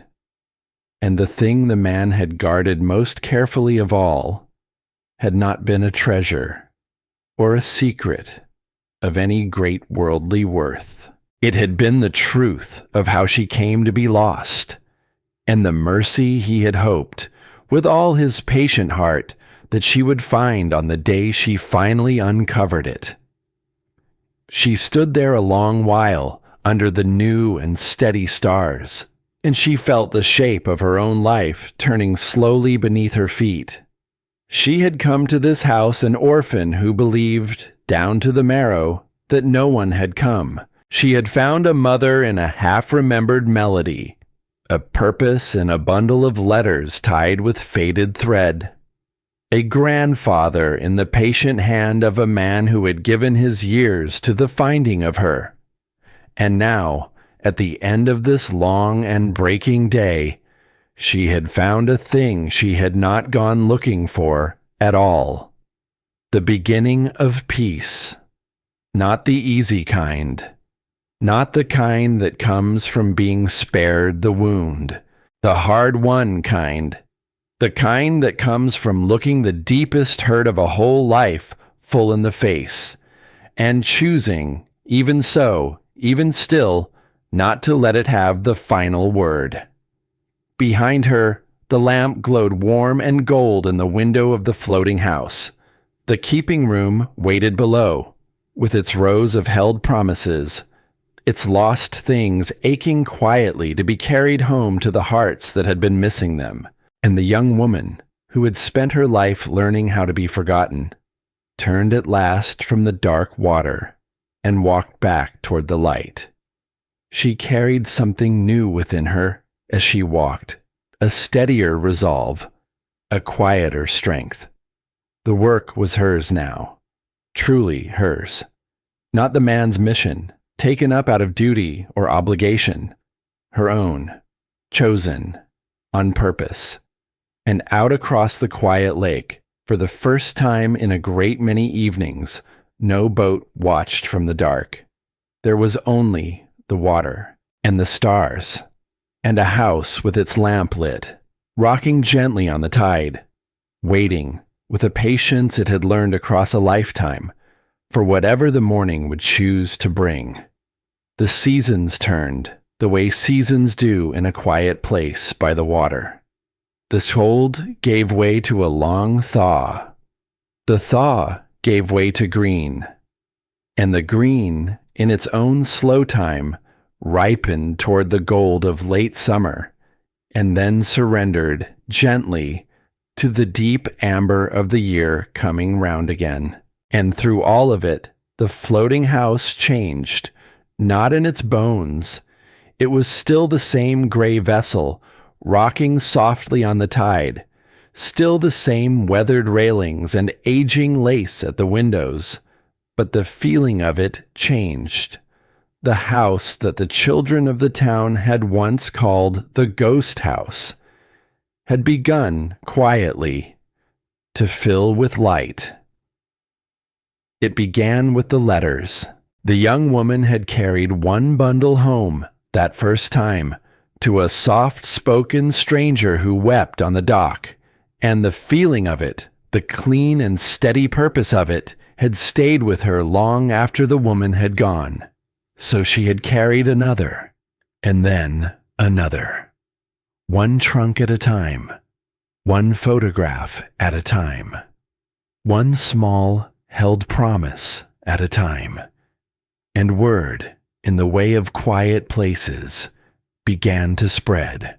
A man came one gray morning, having heard a story from a friend of a friend about a house on the water where lost things were kept safe. He stood in the small front room with his hat in his hands, hardly daring to believe. He had lost, long ago, the last picture that remained of a face he had loved. A face that lived now only in the dimming country of his memory, growing fainter, he feared, with every passing season. The young woman went down into the keeping room, and she came back up with a photograph in her hands. The man took it from her, and he looked at it for a long, long while, without a single word, while his eyes filled and overflowed, and his weathered hands shook around the small square of paper. "There," he said at last, very softly, to the face in the photograph, not to her. "There you are." He stayed at the dock for the better part of an hour, simply looking, and the young woman did not rush him. She understood, by now, what was happening in that hour. A man was being handed back a piece of his own heart. And there is no rushing a thing like that. It went on that way, through the turning of the seasons. A grandmother came searching for a drawing a child had made, long ago, before the child had grown and scattered to the far edges of the world. A young man came, sent by an older one who could no longer make the journey, to collect a thing that had been waiting in the dark for the better part of a lifetime. A woman came who had given up the search seasons ago, and had only come, she said, to see the house for herself, and had wept in astonishment when the young woman placed into her hands the very thing she had stopped letting herself hope for. Each one left lighter than they had come, and the house, each time, seemed to grow a little warmer. But the work was large, larger some evenings than one set of hands could hope to carry. The young woman would sit at the man's old desk late into the night, surrounded by trunks and journals and stacks of letters, and she would feel the sheer size of it pressed down on her shoulders until she could scarcely breathe beneath the weight. So many lost things, so many waiting hearts, and so little of her, it seemed, to go around. On one such night, worn thin and close to giving up, she opened the cedar box of the man's old letters again. The birthday letters, the ones he had written to a granddaughter he could not find, and had kept because he had no place to send them. She did not know, quite, why she reached for them. Perhaps she simply needed to hear his voice again, to be reminded that the work had a heart, and that the heart was worth the labor. She unfolded a page at random, and the words she found there seemed to have been written for that very evening, across all the distance of the years. The letter spoke gently of her mother. Caroline, the man had written, had carried a hard and stubborn idea. The idea that to be strong was to carry every burden alone, that to ask for help was a kind of failing. She had been wrong about that, the letter said, wrong in the kindest possible way. Because the strongest hearts the man had known in the whole of his long life were not the ones that carried everything alone. They were the ones brave enough to let other hands help carry the weight.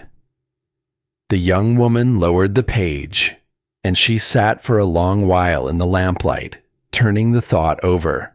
She had spent the length of her life carrying everything alone.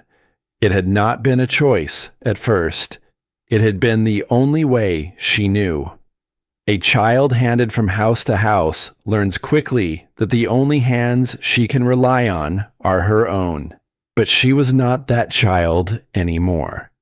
And the work before her was too large, and too good, and too important to let her old fear keep it small. So, in the days that followed, the young woman did a thing she had rarely done in the whole of her life. She asked for help. Quietly, at first, a word here, a request there. And to her astonishment, people came. They came not because of the things in the trunks, but because of what the things meant, because of the mission of it. Because the idea of a house where lost pieces of hearts were carried home stirred something in people that they had not known was sleeping. An older woman with a gift for patient, careful work came to help sort the photographs. A man who had spent his years tending to records and quiet rooms came to help bring order to the ledgers. Folk from the town, and folk from beyond it, came with an afternoon to give, or a skill to offer, or simply a willingness to sit in the keeping room and treat the lost things with the gentleness they deserved. And for the first time, the young woman was not carrying the weight alone. The work grew steadier because of it. And so, in her own quiet way, did she. Among those who came was Eleanor. She came hesitantly at first, standing at the end of the dock in the soft light, uncertain whether she would be welcome, uncertain whether she had any right to be. But the young woman had gone out to meet her, and she had brought her in. They did not speak of the past, those first few times. There was no need. It sat between them, understood, the way the deepest things often go unspoken between people who have come to an understanding. Eleanor simply worked. She had known Caroline. She had known this water and this house, and the small song that drifted from the porch in the golden evenings of long ago. And so she could do a thing that no one else could do. She could put names to the faces. She could tell the young woman the stories behind the things.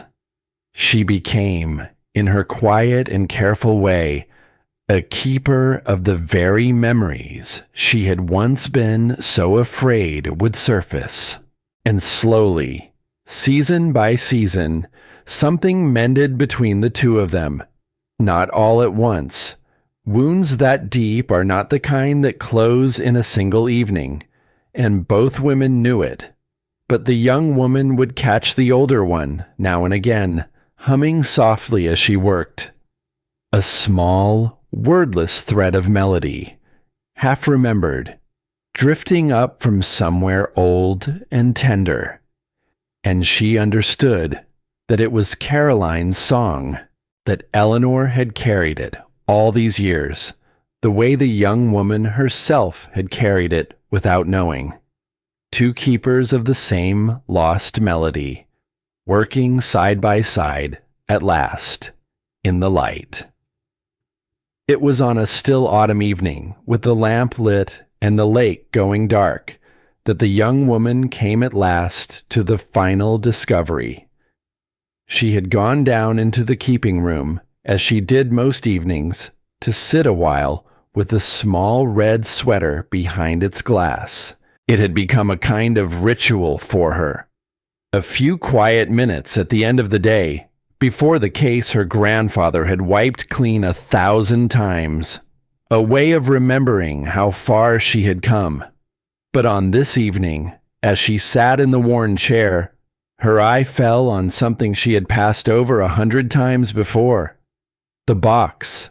The plain wooden box that had held the cassette tapes, the one marked with her own name.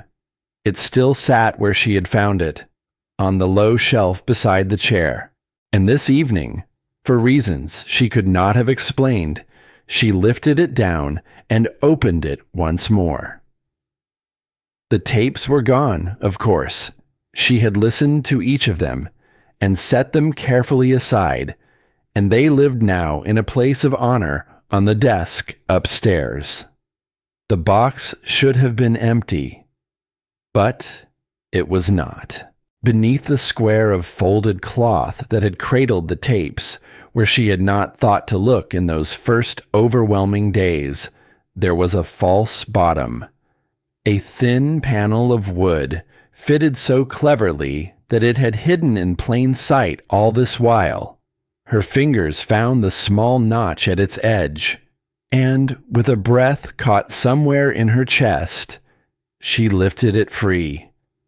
Beneath it lay one more tape, a single one.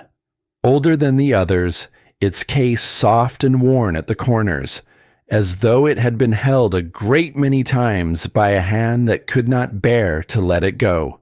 There was no season written on it. There was no name. There was only a small mark in the man's careful hand.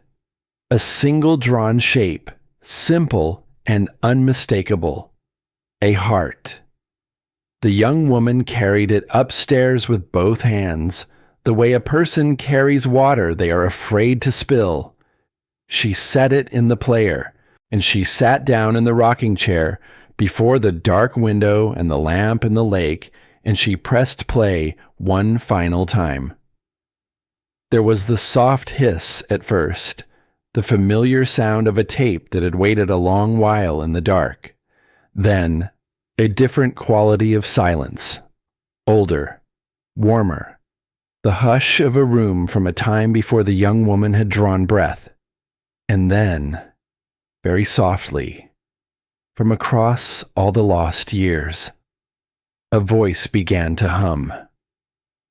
It was a woman's voice, light, gentle, a little off-key, in the way of a voice humming to itself when it believes no one is listening. And the melody it carried was a small one, wordless, half a tune, really, the kind a person makes up and then keeps, because somewhere along the way it has become entirely their own.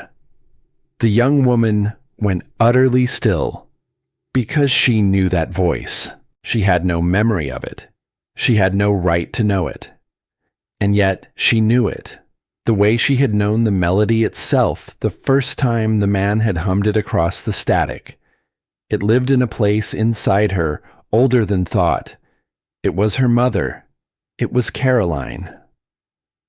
The humming went on, soft and easy, and beneath it, now and then, came a few murmured words, not to any listener, to a child, to the small one who had not yet come into the world, or had only just arrived, too new to understand a single word and old enough, perhaps, to feel the love behind them. "Hush now," the gentle voice murmured, between the threads of melody. "The light is going gold over the water." A soft, low laugh. "There, do you hear it? That is home, little one. That sound right there. That is home." The young woman wept. She wept the way a person weeps when something that has been broken open inside them for the length of a whole life is finally, gently, being filled. For the length of her years, she had wondered whether her mother had wanted her. She had wondered it at the window, in the red sweater, on the afternoon that taught her to be careful with hope. She had wondered it in every house she moved through without unpacking. She had wondered it in the quiet, locked room of her own heart, the door of which she had walked past so many times without daring to knock. And here, at last, across all the lost years, was the answer. She had been hummed to. She had been loved before she could even know the word for it. She had been someone's home before the world had ever taught her she belonged nowhere. She understood then why the man had hidden this tape the deepest of all. The red sweater behind glass had been proof that he had searched for her. But this small, soft, wordless song was proof of something even greater, that she had been loved at the very beginning, fully, freely, before any hand had opened, before any promise had broken, before the long years of houses and packed bags and careful walls. The man had kept this last, she understood, for the end of her journey, for the evening she would be ready to hear it. He had known she would find her way down to this. He had trusted her to. And he had been right. She did not keep it to herself. When she had wept herself empty and dried her face and sat for a long while simply holding the warmth of it in her chest, she thought of Eleanor, of the old woman who had loved Carolyn, who had carried Carolyn's song through all the lonely years, humming it under her breath as she worked. And she understood that the song did not belong to her alone. So, on the next still evening, she brought Eleanor into the small warm room, and she set the tape in the player, and the two of them sat together, side by side, and listened to the voice of the woman they had both loved and lost. Eleanor wept, of course, but it was not the weeping of guilt this time. That weeping had run its course over the long seasons of their working together. This was the weeping of a person hearing the voice of a dear friend again, after believing the sound of it had been carried away forever. When the tape clicked to its end, the older woman reached out and took the young woman's hand, and she said, in a voice gone soft and full, she would be so proud of what this house has become, so proud of the keeper it has found. And the young woman, who had spent a lifetime learning to keep a careful distance from every kind word, let the words come all the way in.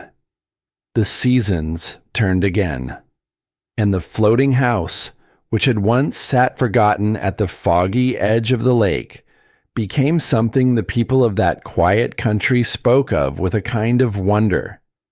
It was no museum. The young woman had been careful of that. A museum keeps things behind glass and ropes, to be looked at and admired. This was something else. This was a place where lost things did not stay lost, where a piece of a family that had drifted away could find its way home again, where the small and breakable treasures of ordinary lives were treated as the precious things they truly were. The ghost house had become a memory house, and memory, the young woman had come to understand, was simply another word for love that refuses to let go. It became a tradition in time to gather. Once in the turning of the year, when the light went long and gold over the water, the people whose lives had been touched by the house would come back to it, from near and from far.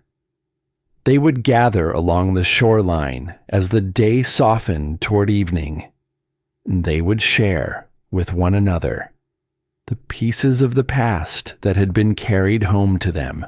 Some brought photographs, some brought stories, some brought children and grandchildren, and the kind of laughter that fills a quiet place to its very edges. And every year the gathering grew. On the evening of one such gathering, with the shoreline full of people, and the light beginning to turn, the young woman stood at the foot of an old willow that leaned out low over the water. It was Eleanor who had thought of the tree. A willow had stood there, she said, in Caroline's time. Caroline had loved it, had sat beneath it on warm evenings, humming her small song, watching the long branches trail their fingers in the lake. And so it had become the heart of the gathering, the tree of names. As the light went gold, the people came forward, one by one. Each carried a single ribbon, and on each ribbon, in their own careful hand, they had written the name of someone they did not wish the world to forget. A mother, a father, a friend, a child. A face that lived now only in the dimming country of memory, and deserved, for one evening, to be spoken aloud and remembered. One by one, they tied their ribbons to the low branches of the old willow, and one by one, the branches filled, until the whole tree seemed to bloom with names, the ribbons stirring softly in the evening air, each one a small and fluttering act of love. The young woman tied her own ribbons last, one for the grandfather she had never met, who had given his years to the finding of her, Walter, and one for the mother she had never gotten to know, whose voice lived now in a small wordless song, and in the body of the daughter she had hummed it to before the world had pulled them apart.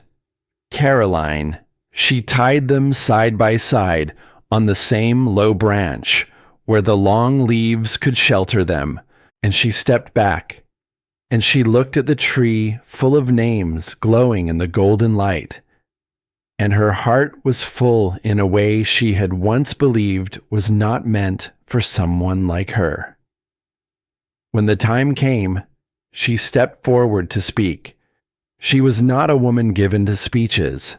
She had spent too much of her life being small and quiet for the spotlight to sit easy on her, but she looked out at the gathered faces, at the children sitting on blankets beside their grandparents, at the people who had traveled from near and far because of a memory carried home, and she found the words. "This house was thought to be empty," she said. Her voice carried soft and clear over the still water. "A forgotten thing, a ghost at the edge of the lake." She paused, but it was holding something the whole time. It was holding the proof that no one truly disappears, as long as a single heart still chooses to remember them.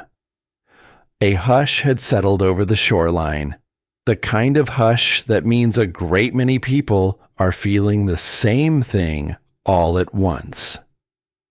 "There was a belief carried into this house once," the young woman went on.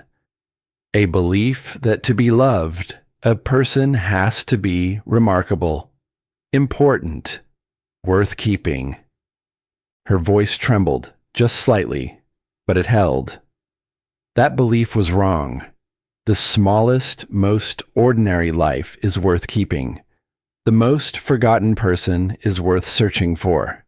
The plainest photograph, the simplest song, the quietest name on a ribbon. All of it matters. Every one of you matters. That is the whole of what this house has to teach. She looked then toward the old willow heavy with names. "No one in this world is beyond being loved," she said. "Not the ones who feel forgotten. Not the ones who made mistakes in the worst hour of their lives. Not even the ones who let go of something precious and have spent every season since wishing they had held on." Her eyes found Eleanor standing at the edge of the crowd, and the older woman who had carried so much for so long, lowered her head and let the tears come, and let herself, at last, be held inside those words. When the young woman had finished, the people rose to their feet. not with the loud, bright applause of a crowd at a spectacle, with something gentler, something deeper, the kind of standing that happens when a room full of strangers has been reminded, all at once, of the people they have loved and lost, and has decided, together, that those people will be remembered. The light faded slow over the water. The ribbons stirred on the old willow, and the gathering went on into the soft dark, full of stories and laughter, and the small and necessary work of remembering. Long after the others had gone, the young woman stood alone at the end of the dock. The lake lay still. The stars had come out, thick and bright, and their reflection lay scattered across the dark surface of the water like a second sky laid down to rest. Behind her, the lamp glowed warm in the window of the floating house. She thought of the day she had first stepped onto this dock, with a stranger's rusted key warming in her hand and a lifetime of careful walls around her heart. She thought of the girl at the window, in the red sweater, who had learned to be afraid of hope. That girl felt very far away now, and very near, all at once. She lifted her eyes to the stars, and she spoke softly to the man who had given his years to finding her, to the grandfather she had come to know through a worn leather journal and a row of cassette tapes and a small red sweater kept clean behind glass. "The light is still on," she said, "just the way you left it." A small breath, almost a laugh, almost a sob. "The waiting is over, for both of us." She did not say thank you. The words felt too small for the size of it. She simply stood there, under the wide and scattered stars, and let the gratitude move through her without needing to be spoken. The way the deepest things often pass between people who have come, at last, to an understanding. And somewhere, she felt certain, in whatever quiet place keeps the ones who have gone before, a man who had set an empty place at his table for a great many lonely years was at last setting it no more, because the chair was filled now. The lost one had come home. The lamp glowed warm against the dark. The willow stood heavy with names by the water's edge, its ribbons stirring softly in the night air. And the young woman, who had spent the whole of her life learning how to be forgotten, turned from the dark water at last and walked back toward the light of the house that had been waiting for her. She understood now the thing the man had spent his life trying to say, that to remember someone is to love them, that no life is too small to be worth the keeping, that the people searching for us do not always stop, even when we cannot see them, even when the years pile up, even when hope itself seems a foolish thing to hold, and that sometimes, if a heart is patient enough, and brave enough, and stubborn enough in its love, that love finds its way home.